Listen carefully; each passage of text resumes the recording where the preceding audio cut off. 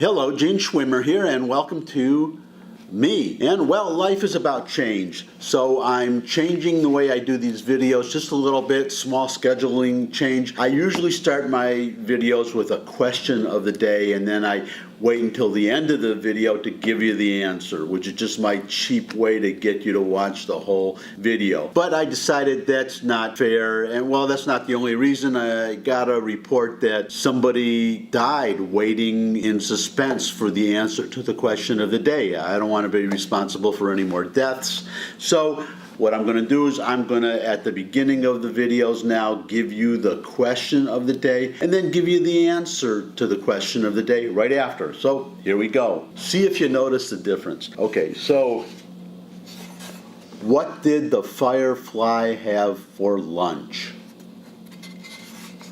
A light meal. Okay, that's the question of the day, the answer of the day, and now you're free to go. If you don't want to wait for the whole video, you don't have to. You're welcome to stick around, hope you will, but if you don't, that's fine. Maybe that was the best part. What we're going to do today, well, it's about healthcare, but not quite about healthcare. It's more about the president. It's a very difficult task for some of us conservatives to support this president, because what do you do when you have a terrible president doing the right thing? At least on some of the things, judge appointments, for instance, and Supreme Court justice appointments, which is for him just picking off a list that the Federalist Society gave him. So congratulations, kudos to the president for picking the right list to choose a justice from, but picking a judge from a list that somebody else creates and gives to you, that's not a whole lot of work. The kind of president who had a judicial philosophy would take a lot of time reviewing these judges and their past decisions and making sure that they're the right judges. But let's be honest, he's not doing all that. He's just picking from a list that somebody else hands him. He could probably just pretty much close his eyes and chuck a dart at the list, and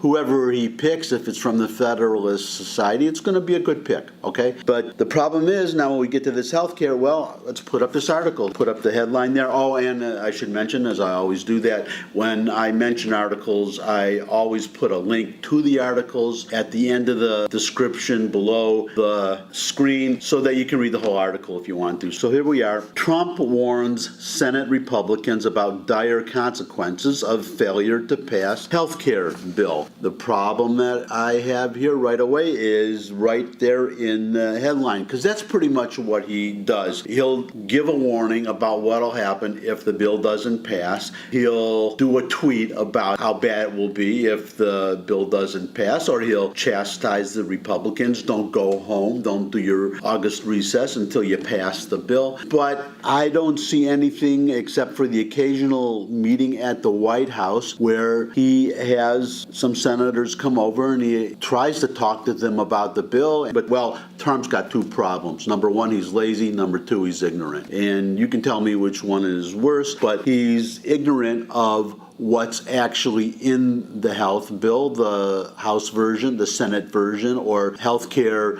in general. So he can't really discuss it with these senators. Number two, he's too lazy to learn about it, to sit down and read and get the information. And in fact, I remember during the campaign, he had just come off one of his 30,000 spectator rallies, and he got onto the campaign plane, and there was a whole stack of papers for him to go through, policy papers, information that he would need to make decisions and to argue points. And he didn't want to read them. He said after this great rally where everybody loved me and everything, and it was so exciting, how can you expect me to sit here and read papers? But that's what a president has to do, and that is one of his big problems. He cannot form, well, you just saw it. He was in the Rose Garden with a group of House Republicans praising them for passing their version of a health care reform bill, and then later he's in the Oval Office meeting with these very same House Republicans and saying, you have to do a different one, this bill is mean.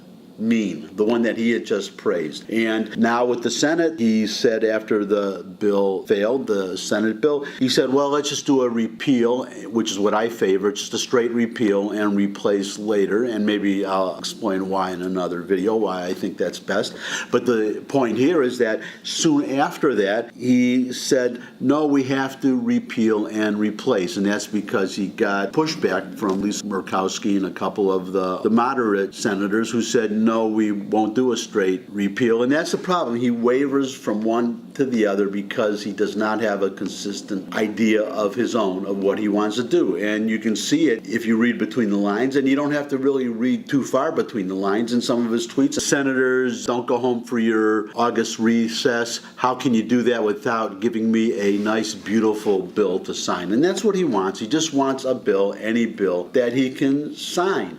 That's what he wants, the signing ceremony, and this gets to the biggest problem of all as far as passing health care. And, well, I'm going to have to go back in time, and you'll see why in a minute. But here is a screenshot of a 1787 newspaper advertisement for the series of articles of what would become known as the Federalist Papers, a series of newspaper articles by John Jay, Alexander Hamilton, and John Adams arguing for the Constitution, which had to be voted on to replace the Articles of Confederation that had been the governing document for the first 10 years after the Revolution, and for a variety of reasons was proving to be unworkable. The whole point of mentioning this is that you had this wonderful document, Constitution of the United States, that has stood the test of time for 200 and more years, but at the time it wasn't just enough to create the document and put it out there and ask people to vote for it, the American people, but you had to sell it. And you had three of the founding fathers writing under a pseudonym, publishing a whole series of articles to argue for the Constitution. Now let's go forward to Donald Trump, and we are trying to pass this health care reform, and where is he out there selling the health care reform? He's not, and that is a big problem. You can't just sit there and have the Senate and the House just go back and forth among themselves and try to pass a bill.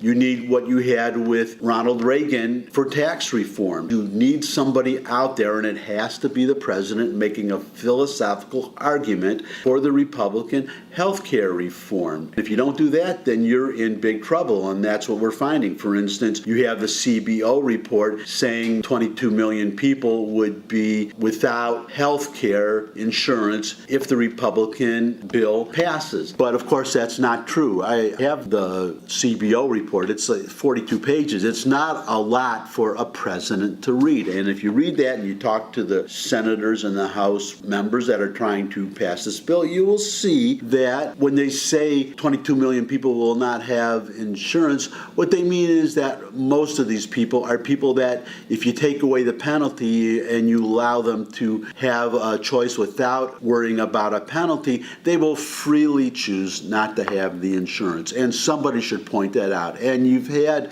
conservative writers pointing that out, and you had House members pointing that out, but you need the president pointing that out. He's the only one who can go out in front of an enormous group or in front of the American Medical Association and whatever the National Association is for health insurers, and for all these people to make a speech before them, which will get national coverage because the president is doing it. He can hold press conferences specifically on this subject. There is so much he can do and needs to do to sell the plan, and not just go out as he does and says, oh, it's a beautiful plan. You have to get into the particulars. You have to make the argument of why the plan is a good plan, and you can't just say that Obamacare is dying. You have to explain why it is dying. You have to go out there and you have to make the argument, and he's not doing it. So that's my warning. I'll sign off for now. Fare thee well until